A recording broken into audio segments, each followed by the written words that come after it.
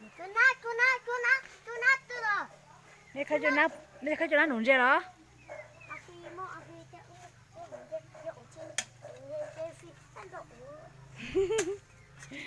Nè khỏi đi à?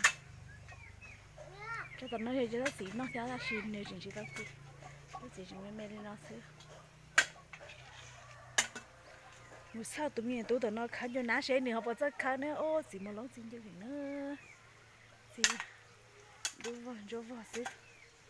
Wow, xin chơi thì kìa.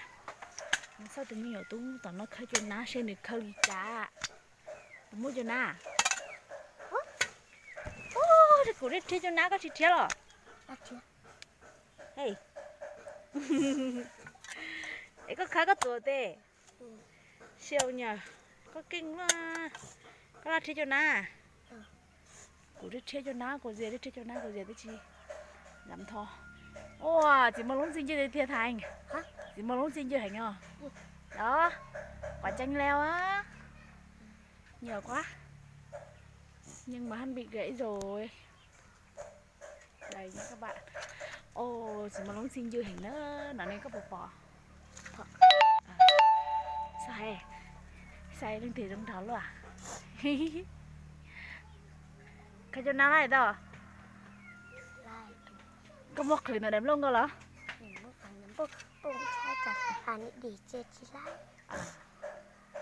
Một khử. Khai tao vậy một khử nó đẹp luôn tí gì à? Nè. Ô, chị chia. Nào cái này nó cũng bắt cái không cho đẹp luôn nè, của chị chia. Ừ. Ôi, tụi mày rất tỏ thia. Sao? Khai lấy cho nào rồi? Ô, tụi con nó của chị tụi. Sao? Mua thật tiền là của sao? Thầy á, có chị muốn cho nào rồi? Không sợ à?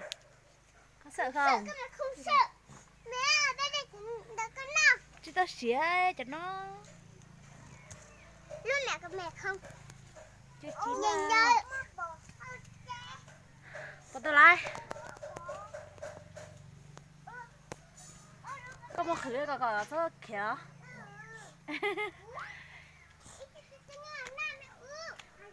Muốn cho nó của bác con ca. Chỉnh tay thì nhiều dầu là thế nó chỉnh chia cho nó chỉ giảm tuổi.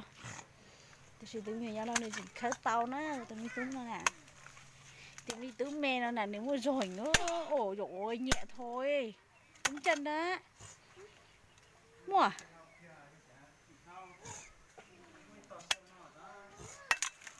Nó thật ta à. Cẩn thận nha.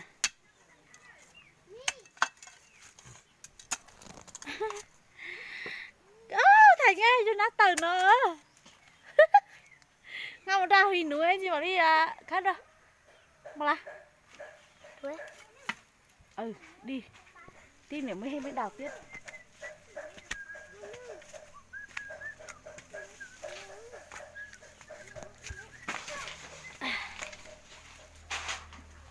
Đi cứ tao lo xong tao có rước đúng không?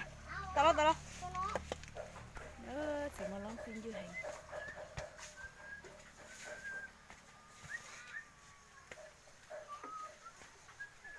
Tao không khá lo thành. Tao không khá cho nó đâu hả?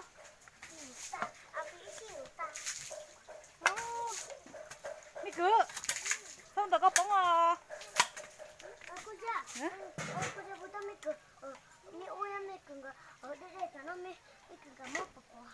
Sao bu đây thì tao xỉa, mua đeo xì à. Khai cho ná hình á, mua xỉa khai cho ná. Không bỏ là. Không mua là. Không mua họ có chặt bóng, tao lo.